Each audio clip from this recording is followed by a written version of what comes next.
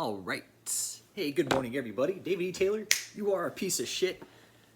So last night, guys, really funny.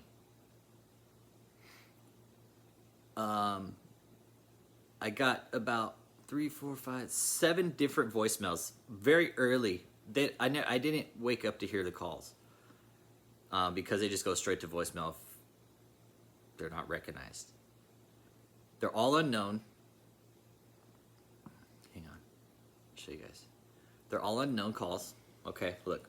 These are all came from unknown. Look at the times. Between midnight and 3 a.m. they all came in. Let's see here. They're from David. Or somebody within his cult.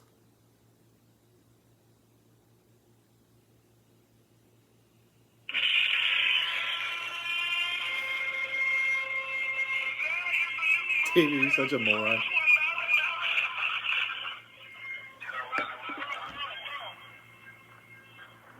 Miracles today with David E. Taylor. David, you're such a dumbass dude. America, the land of the free and hope. Agreement promising the world will see major change. Kim Jong-un committing to denuclearization. We have a historic meeting and So I got like a bunch of different. Here's one that's like 2 minutes long. I'm cooperating with what he's doing up on the earth. I know you may not like and approve of the way I'm talking. I don't give a freak about that. You know that? Never see me flinch in the eye of the enemy. Never see me flinch in the eye of persecution. I never will. Nigga call me whatever. David, you're so full of shit, man. And I got an email the other day from somebody. I'm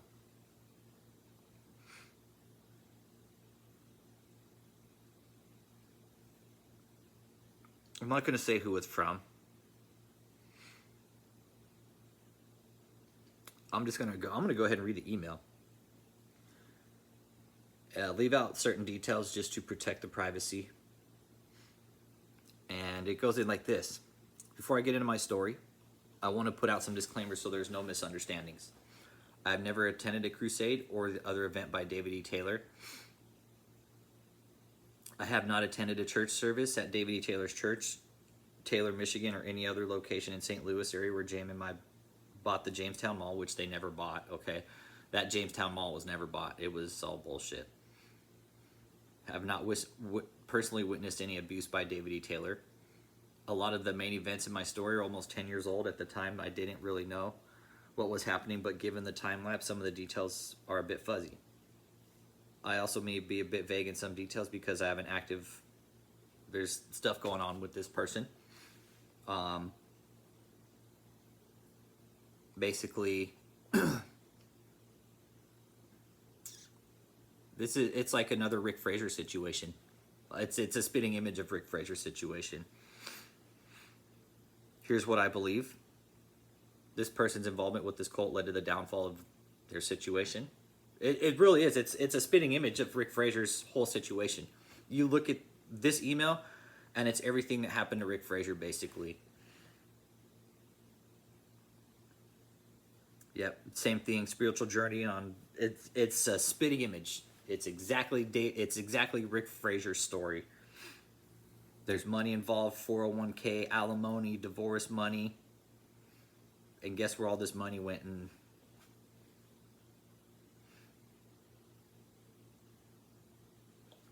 P.S. I was thinking of how David is getting money other than saying he's scamming. One thought is that he's been scamming the unemployment system. Yes, we know that. During COVID, the federal government tacked on an extra $600 in unemployment benefits on top of what the state paid. In Michigan, that would amount to $962 a week, $362 for state and $600 from the feds. So $962 a week averaged to over $41.50 a month. Over the course of a year, if David E. Taylor had 100 of his followers cultists claim unemployment, he would be pulling $415,000 per month, around $5 million a year.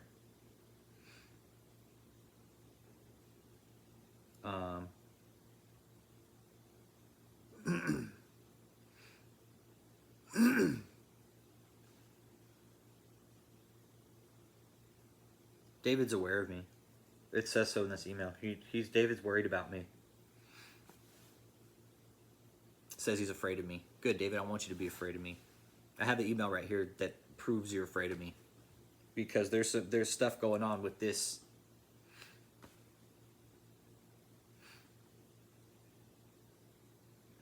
So David could. Okay, so David defrauding. We know he's defrauding the unemployment benefits, but damn, I didn't think it could be that much, up to $4 million. Yeah, it could be a lot of money. It could be a lot of money.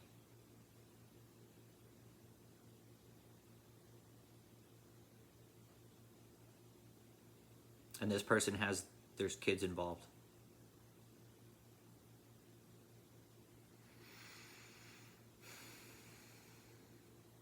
Alienation, okay, that's mentioned here.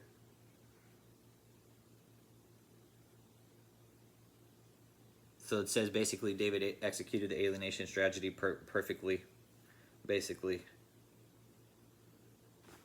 Starts with the rainbows and unicorns picture about what life would be like there. It then moved to the so-and-so telling me, man, you could see where the manipulation starts. David, you're fucked up, dude. I'm reading this email, dude, and it's a spitting image of what you did to Rick Frazier. Alienate the family, the kids, the wife. Emasculate the man. Everything here. And this is still going on, mind you, guys. This issue is still going on, it looks like.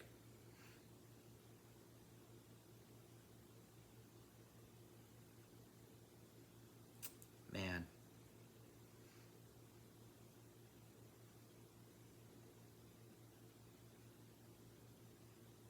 Okay. This one's pretty serious. It's still going on. Ultimately, David, this is about the phone calls I was getting, but now that I'm reading this email, it's quite evident that you're still alienating families. You're still full-blown fucking people up.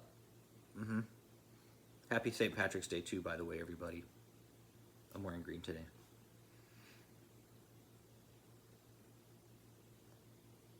Okay, he said he did meet David E. Taylor once, sometime around 2014, plus or minus a year. At the church, it was a small storefront church at a strip mall in our city, and I think David showed up to use it as a foothold to expand in our community. Nonetheless, I recall his sermon seemed pretty good to me at the time, but looking back, I wasn't very Bible savvy either. I vaguely remember that David E. Taylor's sermon was about Christ's fulfillment of prophecy through the lineage of both Moses and Elijah. Again, everything sounded good, but then again, all con men and cult leaders talk really well. Yeah, and David does not talk well. Shortly after David E. Taylor's visit, there was a falling out at the church between the elders of the church. My perception was what the elders sensed that David E. Taylor was trying to take over the church, and they were having none of it.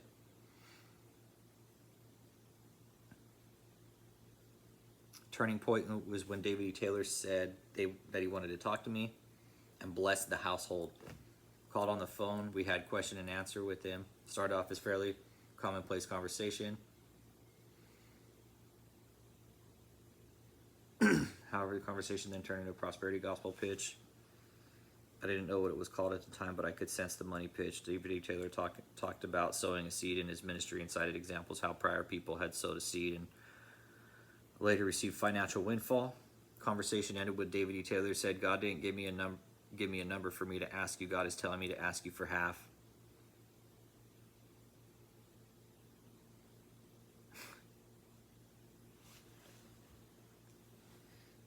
You know who you are in this email. I'd like for you to get with me. I would love to speak with you on this. This is this kind of stuff that needs to be examined right here when there's kids involved. Pretty bad, David. Pretty bad that you're going on like this. It's kind of disgusting, really, at this point. This email's long too. I didn't read the whole email because I don't want to give up all the details, but it's basically, guys, spitting image of Rick Frazier's situation, 100%. I'm getting random ass phone calls now from him, and let me see. I'll tell you the numbers they're calling from. Give me a second. Let's see here. They're going to be 314 numbers. 314-698-9167. Let's see here. 314-320-4901. That's one of their numbers too. Then also 734-318-9477. That's one of their numbers also, I believe.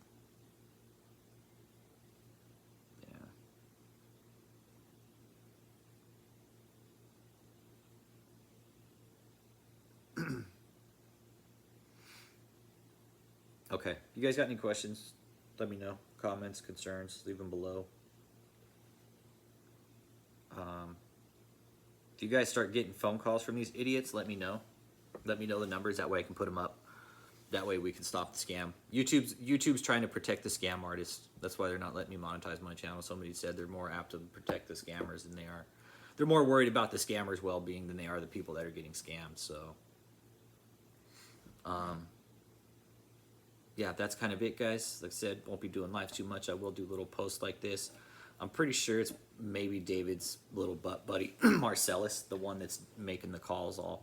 And they're coming in at like midnight and shit, guys, like super late when I'm sleeping, and I mean, they go straight to voicemail anyways, so it's not like I get the calls. I just woke up and I checked my voicemails, and there's like 6 different voicemails with 6 different messages of David. So David, find a better way to be a moron.